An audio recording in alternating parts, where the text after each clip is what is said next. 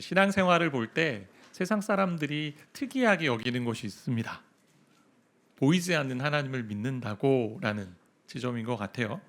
되게 신비한 영역이잖아요. 신앙이라는 것이 이성이 필요하고 또 깨우치는 것도 필요하지만 하나님을 믿는 믿음이 전제되어야만 더 헤아릴 수 있고 더 알게 되는 게 신앙의 자리입니다. 그러한 부분에서 좀 생각해 본다면 인간 편에서 할 수 있는 모습 중에 한 가지가 있죠. 그게 기도잖아요. 보이지 않는 대상에게 믿음으로 간구합니다. 하나님 마치 내 옆에 계신 것처럼 내 모든 기도를 듣고 계신 것처럼 간구하고 기도하는 모습이죠. 2025년 이제 8월도 얼마 남지 않았습니다. 다 되어 가잖아요. 지난 8개월 동안 어떻게 기도 생활을 해오셨어요? 어떻게 하나님과 교제하는 시간을 가지셨나요? 처음 2025년도를 열 때 이런 말씀으로 같이 나눴습니다. 시편에 있는 말씀이잖아요. 여호와께서 자기에게 간구하는 모든 자, 곧 진실하게 간구하는 모든 자에게 가까이 하신다. 제가 늘 기도하는 것이 있는데요. 아침마다 새벽마다 기도할 때 이 기도를 꼭 합니다. 하나님, 오늘도 저에게 기도를 가르쳐 주세요. 왜냐하면 기도가 저절로 되지 않기 때문에. 기도를 하는데도 어떻게 기도해야 될지 잘 모르겠어요.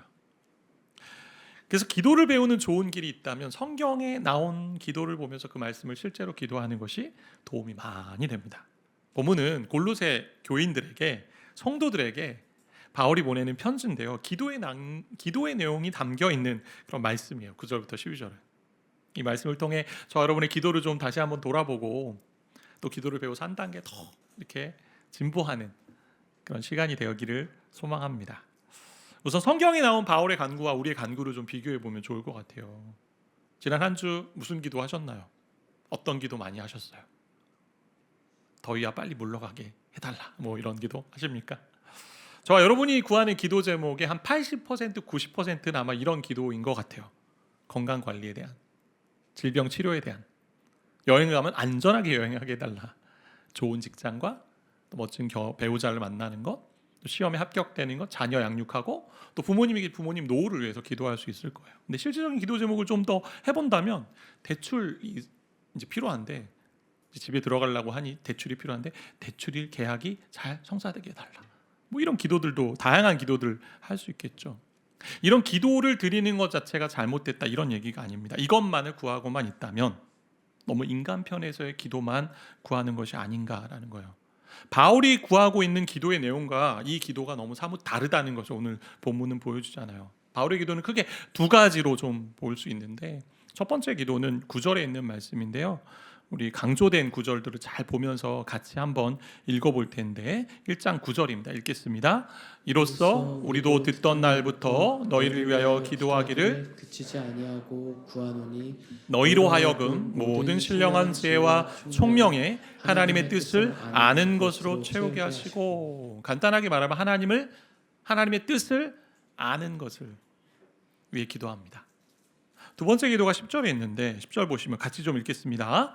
주께 합당하게 행하여 범사에 기쁘시게 하고 모든 선한 일에 열매를 맺게 하시며 하나님을 아는 것에 자라게 하시고. 주께 합당하게 행한다 이거요.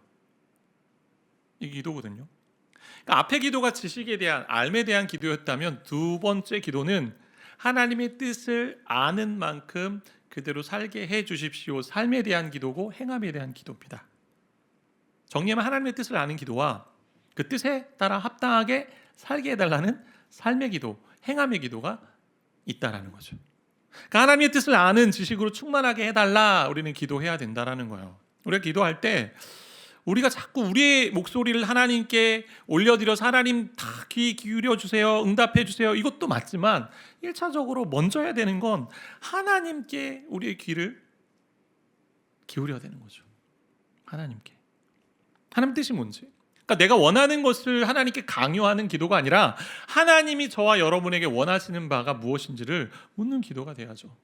그게 우선적으로 돼야 된다는 얘기예요. 하나님의 뜻 어떻게 알 수 있을까요? 하나님의 뜻, 하나님의 계획. 본문에 보면 신령한 지혜와 총명에 하나님의 뜻을 아는 지식으로 채워달라고 되어 있어요. 그러니까 신령한 지식과 총명 안에서 이게 도구가 되는 거죠.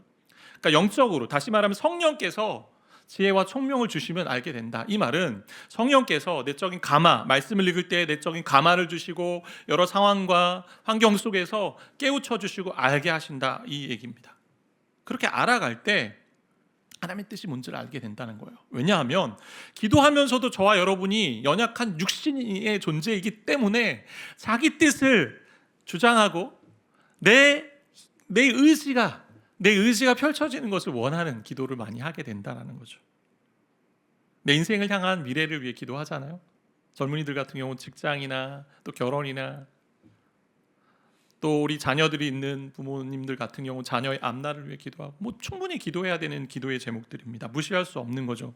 그런데 내 피로만 보면서, 눈에 보이는 피로만 보면서 기도한다면, 그것만 기도한다면 되게 인간 중심적인 기도잖아요. 하나님의 뜻은 성경에 많이 나타나 있죠. 우리가 잘 아는 구원의 계획도 하나님의 뜻이고요. 그리고 대표적으로 데살로니가전서에 있는 말씀처럼 항상 기뻐하고 쉬지 말고 기도하고 범사에 감사하는 게 하나님의 뜻이고, 또 음란을 버리고 거룩함을 추구하는 것이 하나님의 뜻. 그러니까 성경에 여러 가지 하나님이 뜻이 하나님이 하신 말씀 속에 다 담겨 있다라는 거예요. 이런 하나님의 뜻을 아는 지식으로 채워달라, 충만하게 해달라는 거잖아요. 무엇으로 저와 여러분을 가득 채울 것입니까? 뭐로 가득 충만해지고 계세요? 인간은 타락한 존재여서 하나님의 뜻이나 하나님의 말씀으로 채워지지 않으면 인간적인 정욕이나 이기적인 욕심으로 가득 채워지기 쉬운 존재입니다. 그게 저와 여러분의 모습이에요. 남을 적극적으로 해하려는 그런 행동을 하지 않는다 해도 마음속으로는 다 했어요. 이기적인 존재로 살아가요. 다른 사람을 아랑곳하지 않습니다. 모든 것의 중심이 내가 되어야 되는 거예요. 그러니까 관용하지 않고 양보하지 않고요, 용서하지도 않습니다. 예를 들어 오케스트라에서 지휘자가 있는데 내가 원하는 대로 악보를 연주하면 안 되잖아요. 들어오고 나가는 걸 정해줬으면 거기만 가야 되는데 내가 은혜 받았다고, 필 받았다고 내 차례가 아닌데 하면 안 되잖아요. 하나님의 뜻을 알려달라라고 할 때 이 전제로 깔려 있는 건요, 내가 그 뜻대로 순종하겠다라는 마음이 깔려 있는 거예요. 시편 143편에 보면 이런 말씀이 있는데, 주는 나의 하나님이시니 나를 가르쳐 주의 뜻을 행하게 하소서. 하나님 가르쳐 주신 대로 내가 행하겠습니다가 담겨 있는 겁니다. 그래서 하나님의 뜻을 행한다, 이것은 이미 명하신 뜻에 내가 순종하겠다라는 결단이 담겨 있는 거예요. 그래서 알매 기도와 이 행함의 기도는 연결되어 있죠. 알매 기도, 행함의 기도. 하나님의 뜻으로 가득 채워져 있다면 정말 그것이 주님께 합당하게 행할 수 있도록 살게 해달라고 기도하는 것입니다. 제가 목회해 보니까요, 설교를 여러 가지 관점으로 좀 분석할 수 있는데 이런 분석이 좀 있는 것 같아요. 두 가지 대비가 되는 분석이 있는데, 그 기준점은 뭐냐면 성도가 그리스도의 제자처럼 살지 못하는 이유가 무엇인가에 대한, 그걸로 나온 이제 설교의 관점입니다. 첫 번째 관점은 뭐냐면 성도가 제자처럼 이 땅에 잘 살지 못하고 하나님의 말씀에 따라 잘 살지 못하는 이유는 하나님의 뜻을 알지 못해서가 아니라, 하나님의 뜻은 알고 있고 말씀은 잘 아는데 그래서 어떻게 일상생활에서 실제적으로 하나하나 세세하게 적용하는지 안 가르쳐도 모른다, 못한다. 그게 하나의 관점이고, 그렇게 되면 설교할 때 어떻게 되냐면 실천적인 부분, 실제적인 적용만을 많이 나열하게 됩니다. 이렇게 사십시오. 한 주 동안 A를 하시고 B를 하시고 C를 하시고 D를 하십시오. 이와 다르게 성도가 그리스도의 제자처럼 살지 못하는 것은 세세한, 아주 세밀한, 아주 구체적인 적용을 몰라서가 아니라 하나님 성경 안에 알려주신 하나님의 뜻을 몰라서다. 그래서 하나님의 뜻을 더 잘 알려줘야 되고, 다시 말해 우리 예수가온 교회에서 많이 얘기하는 걸로 하면 복음을 잘 알려줘야 된다. 설교할 때 주로 복음에 대한 얘기를 하겠죠. 하나님의 뜻이 무엇인지 알려주겠다고 얘기하겠죠. 저는 바울의 이 기도가 후자 쪽에 있다고 보여져요. 그러니까 하나님의 뜻을 잘 알아야 그 뜻대로 합당한 삶을 살 수 있다라는 거예요. 내가 합당한 삶을 살지 못하는 이유는 하나님의 뜻이, 하나님의 말씀이 무엇인지, 그 복음의 내용이 무엇인지 잘 몰라서 그런 거다. 분명 세밀한 적용점을 몰라서 못하는 것도 있을 겁니다. 그러나 본질적인 것은요, 하나님의 말씀이 뭔지를, 복음이 뭔지를 잘 모른다. 피상적으로만 알고 있다. 자, 이렇게 복음에 더 매달려 있는 이유가 뭐냐면 이제 경험담인 거죠. 제가 목회하고 신앙생활을 해오면서 사람이 왜 이렇게 변하지 않는가라는 질문들을 가지고 왔어요.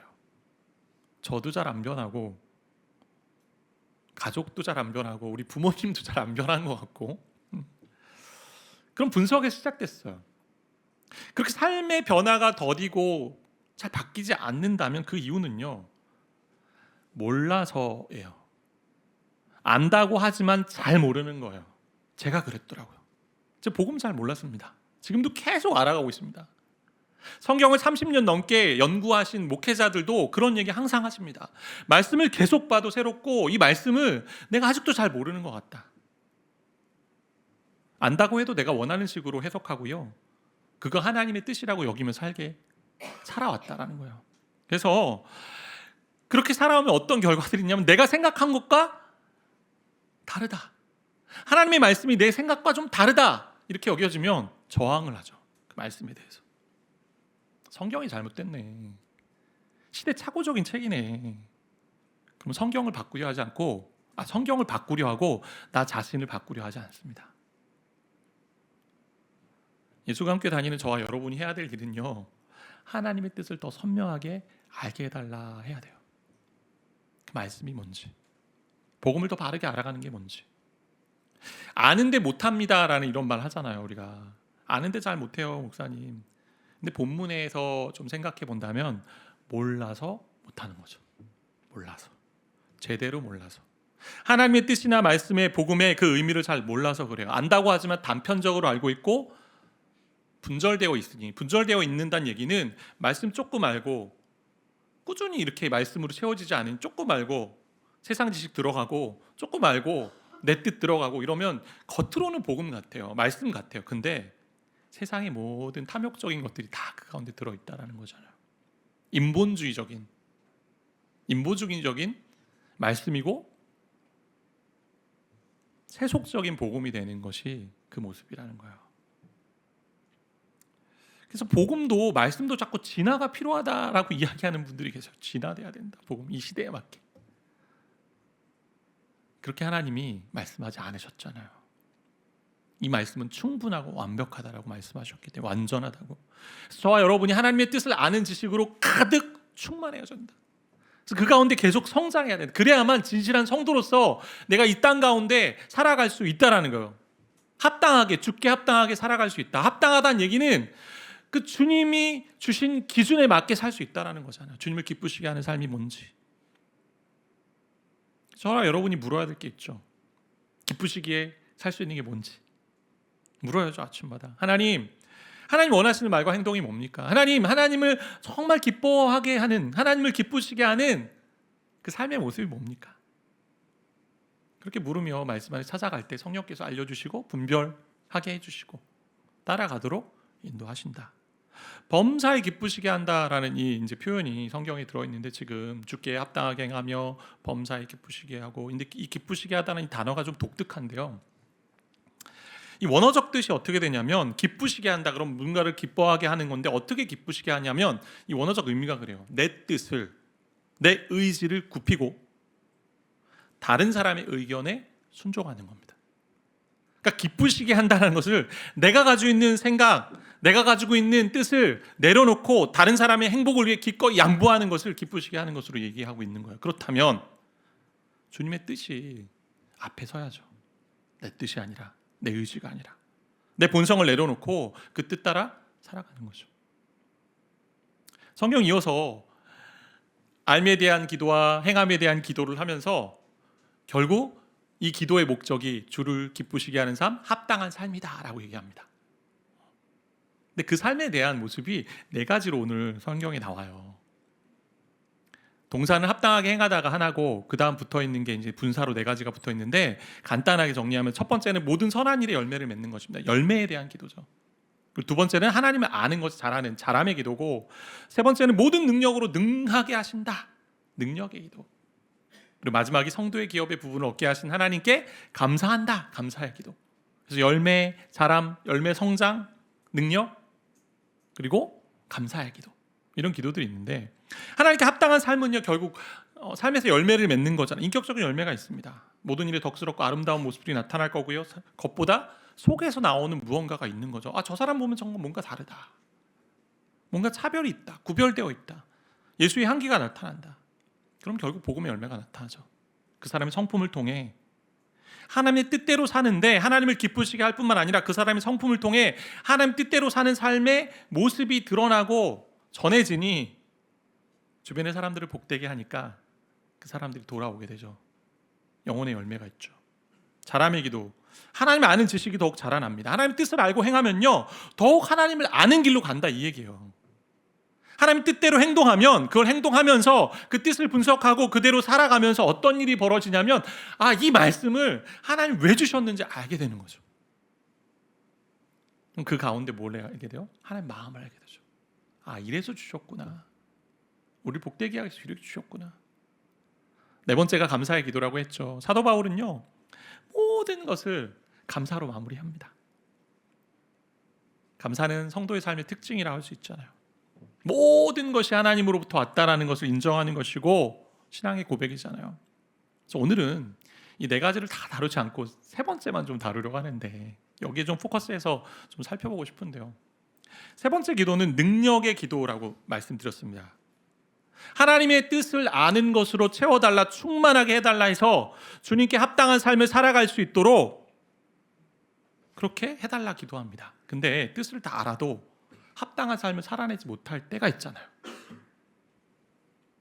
알지 못해서 못하기도 하지만 아는 것을 많이 배웠는데도 살아가지 못할 때 있어요.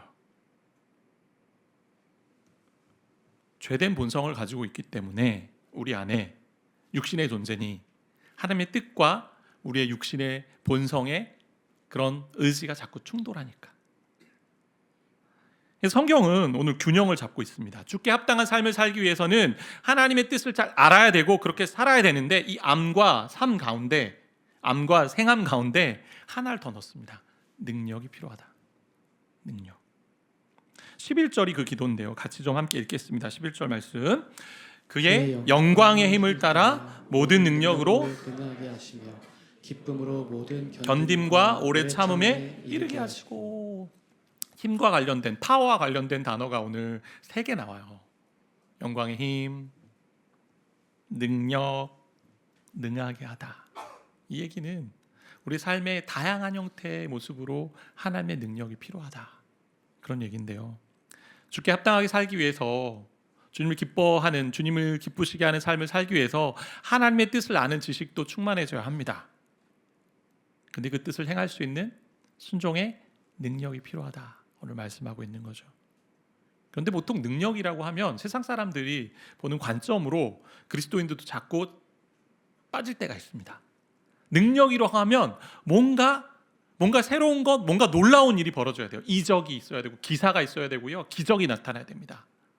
안 될 것 같은 게 돼야 되고 생각지 못했던 일이 벌어져야 되는 것을 능력이라고 자꾸 여길 때가 있어요. 근데 그 기적만 가지고 하나님의 능력이라고, 그 기적만이 하나님의 능력이라고 정의를 해버린다면 기독교는요 샤머니즘과 별반 다를 점이 없죠. 마술적인 종교입니다.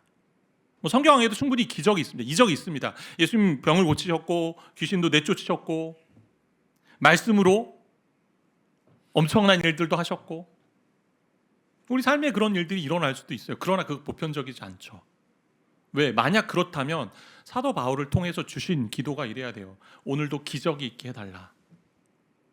오늘도 돌이 빵으로 바뀌도록, 오늘도 모든 일들이 다 자동적으로 이루어지도록. 그 기도가 아니잖아요.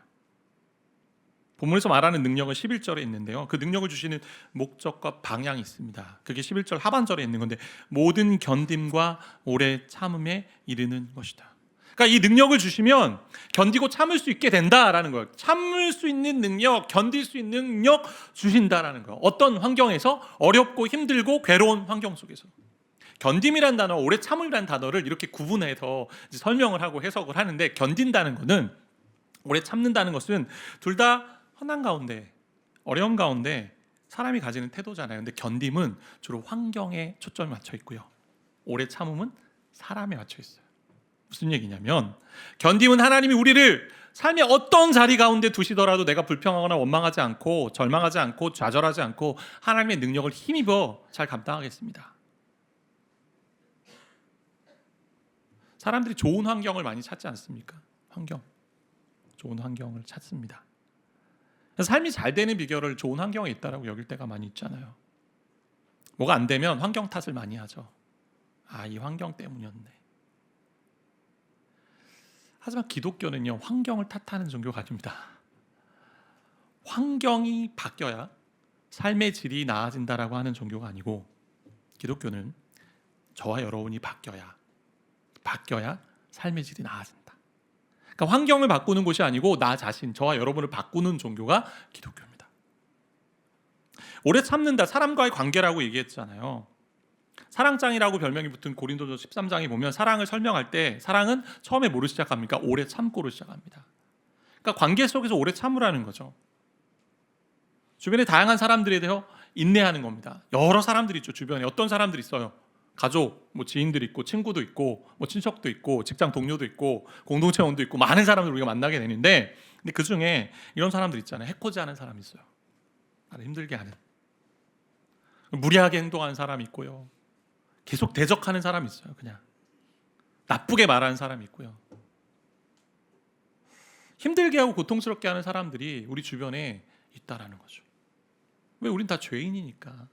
자기 욕심만을 주장하기 때문에, 자기 이기심만을 주장하기 때문에. 그래서 견디고 오래 참는 것은요, 내게 주어진 상황 속에서, 어떤 상황? 어려운 환경과 나를 고통스럽게 하는 그 사람과의 관계 속에서 견디고 참아야 된다. 이제 목회자가 설교를 하고 나가면서 오늘 설교가 참 성도들에게 힘들었겠다라는 거 알아요. 무슨 얘기냐면 우리식의 표현을 한다면, 우리 동종업계에 있는 사람들의 표현을 한다면, 오늘 설교 죽 썼다 이럴 때가 있어요. 나가면서 다 알아요. 저도 나가면서 알거든요, 이미.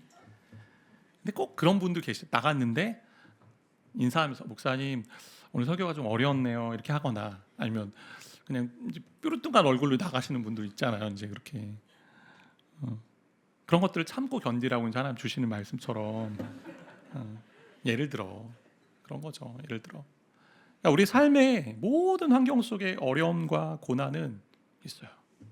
왜? 이미 시작한 하나님 나라가 아직 완성되지 않았기 때문에. 악이 득세하고 있고요. 죄된 본성이 있잖아요. 타락한 본성을 가지고 있기 때문에 서로 물고 뜯고 하는 게 정상입니다. 죄송하지만 갈등은 정상입니다. 싸움은 정상이에요. 일어날 수 있는 거죠. 어떻게 보면 우리 인생 가운데. 고난과 질고가 그래서 필연적이고 아픔을 경험하는 게 당연합니다. 왜? 다 죄를 향해 가고 있기 때문에. 이건 신자만 있는 게 아니잖아요. 불신자에게도 다 일어나는 일들이잖아요. 죽음을 향해 달려가고 있기 때문에. 이런 고통과 어려움 가운데 견디고 오래 참는 실력이 하나님의 능력이다라고는 말씀하고 있잖아요.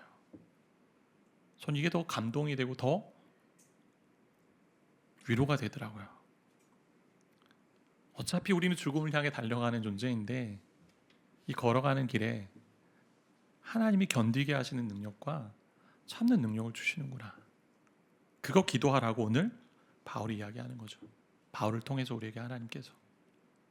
바울에게 고난은요, 하나님이 저와 여러분을 버리셨다라는 의미로 해석하지 않습니다. 오히려 고난을 통해 하나님께로 신자들이 더 가까이 간다라고 고백하고 있고요. 왜냐하면 예수가 모든 사망의 권세를 이기셨기 때문에 내가 그리스도와 함께 고난에 참여함은 내가 그분을 통해서 그분이 했던 부활의 영광을 나도 얻을 걸 믿기에 내가 그 소망함으로 간다라고 얘기하거든요. 중요한 것은 예수님이 이 땅에 고난 받으셨잖아요. 고난 보셨잖아요, 우리 주님이. 근데요, 저와 여러분이 이 땅에서 지금 주님이 승천하고 가셔서 하나님 우편에 앉아 우리를 중보하기도 하고 계신데, 그렇게 고난 받으신 이유가 너희들은 이제 앞으로 내가 고난 받았으니 고난 없는 인생을 살 거야 라고 해서 고난 받으신 게 아니라는 거잖아요. 왜 고난 받으셨어요? 저 여러분의 생명을 위해, 죄와 사망으로부터 우리를 건져내시기 위해 고난 받으셨어요.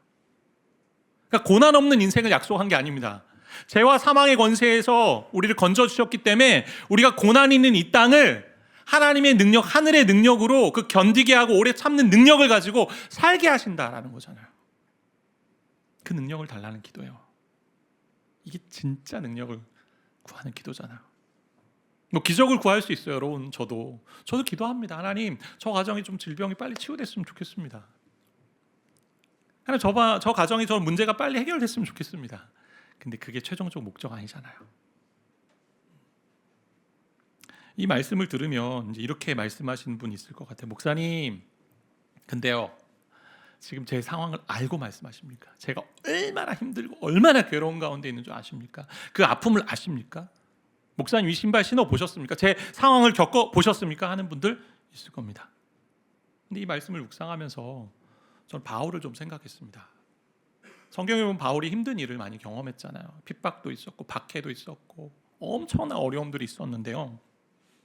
그 힘든 일이 많았는데 그도 인간이잖아요. 그럼 분명히 불평하지 않았을까? 그런 내용들 없잖아요.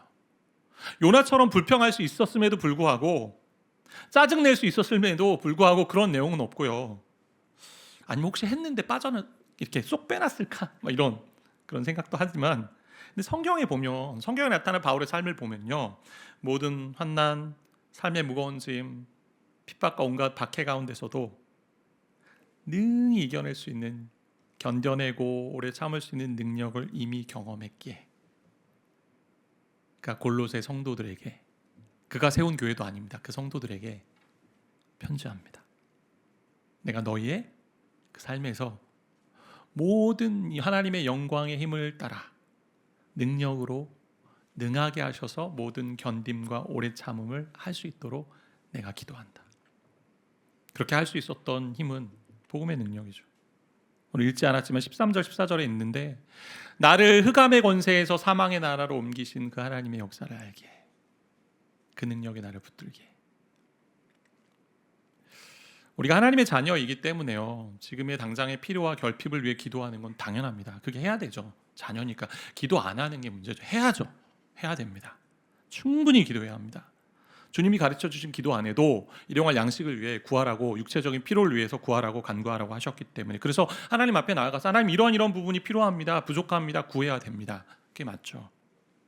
그런데 성경에 나온 기도를 우리가 알고 배워가면서 단순히 눈에 보이는 것만 머무는 기도에서 이제 좀 옮겨가자는 거죠. 기도가 좀 올라가야 되잖아요. 수준이 올라가야죠. 우리가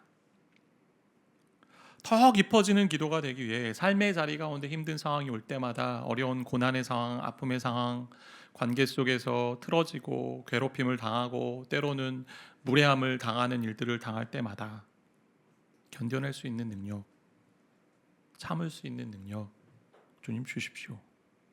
이게 하나님 뜻에 합당한 삶이다라고 얘기하고 있습니다. 그 일을요, 저와 여러분이 함께 하라고 교회 공동체로 부르신 거예요. 혼자는 어렵잖아요. 혼자 못합니다. 함께 하라고, 함께 기쁨으로 해보자고. 이게 세상과 다르게 사는 신앙생활이고 신앙인의 방식이잖아요. 이게 구별된 방식이잖아요.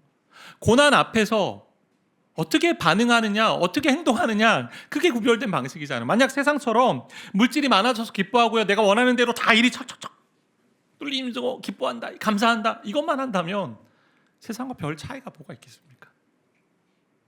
내 환경이 어렵고 관계 속에 힘들고 또 괴로움 가운데 있을지라도 인내하고 견디는 삶을 기쁨으로 한다면 그게 복음을 증거하는 삶입니다.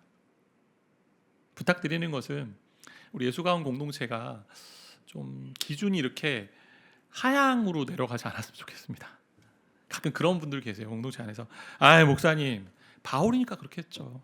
그래서 공동체 안에서 막 이렇게 얘기하는, 바울이니까 그렇게 한 거야, 우리는 그냥 우리대로 해, 우리대로. 그렇게 얘기하는 분들 계시면 저한테 신고해 주세요. 올라가야죠, 우리 같이. 하나님이 저와 여러분을 기대하고 계세요. 저와 여러분의 연약한 모습 가운데도 기대하고 계세요. 자기 아들의 형상까지 이르러 가도록 하나님의 열심으로 붙들어 가십니다. 그래서 공동체의 수준을요, 낮게 정하지 마세요. 저와 여러분의 그 기대함을 하나님의 기대함으로 올리세요. 마지막 한 가지만 더 살피면, 이 기도는요, 바울 개인을 위한 기도가 아니었습니다. 골로새 성도를 위한, 다시 말하면 다른 사람을 위한 기도였습니다. 우리 주변에 있는 다른 사람들을 위한 기도 많이 하잖아요. 어떤 기도 하십니까? 그 사람의 어떤 기도 제목을 듣고 하기도 하고, 그 사람의 기도 제목과 상황을 보고 기도하기도 합니다. 근데 바울은 눈에 보이는 기도 이전에 하나님 안에서 마음을 가지고 기도를 하게 되죠. 하나님의 뜻을 아는 지식으로 가득 채워주셔서 그 뜻대로 살게 해주시고, 그렇게 사는 것이 주께 합당한 삶인데, 합당한 삶에는 선한 일의 열매를 맺고 하나님을 아는 지식 가운데 성장하고, 그리고 모든 일에 감사하는 것, 그리고 나서 그들의 고난과 어려운 환경 속에 견디고 오래 참을 수 있는 능력을 달라. 골로새 교회 성도들의 상황이 어땠냐면요, 가난하고 세상에서 천대받는 사람들이 대부분이었습니다. 그러니까 바울이 감옥에서 그들을 위해 기도했다면 하나님 그들의 가난에서 그들을 좀 건져주시고 세상에서 잘 대우받을 수 있는 사람들 되게 해달라, 신분을 바꿔달라, 뭐 이런 기도를 우선시할 수 있었을 것입니다. 그런데 바울은요, 그런 기도, 그것도 필요하다 여겼지만 더 우선시돼야 되는 것은 그들이 하나님의 뜻을 알고 그 뜻에 합당한 삶을 사는 것,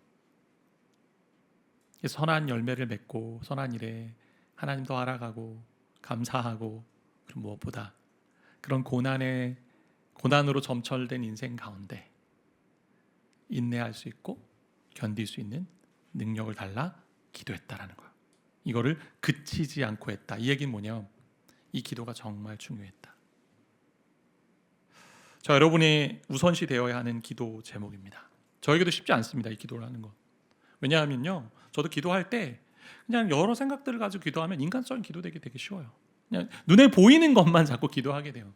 그래서 제가 어떻게 하냐면 요일별로 저는 처음 시작하는 기도의 그 말씀들이 좀 정해져 있거든요.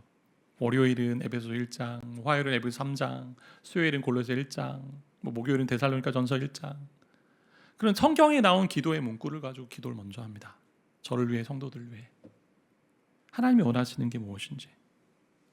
그래서 우리가 하나님의 뜻을 아는 지식으로 가득 채워져서 주께 합당한 삶을 사는데, 하나님 기쁘시게 하는 삶, 그 사는데 그 기쁨 중에 하나가 여러분이 경험하고 있는 지금 이 땅의 많은 어려움들에 통과하고 있는 과정 속에 이것을 잘 견디고 오래 참는 능력을 받아 사는 것, 그것인 줄 알고 그러한 기도를 하나님 앞에 올려드리며 또 주변을 위해 기도하는 저 여러분 되기를 바라고 축복합니다.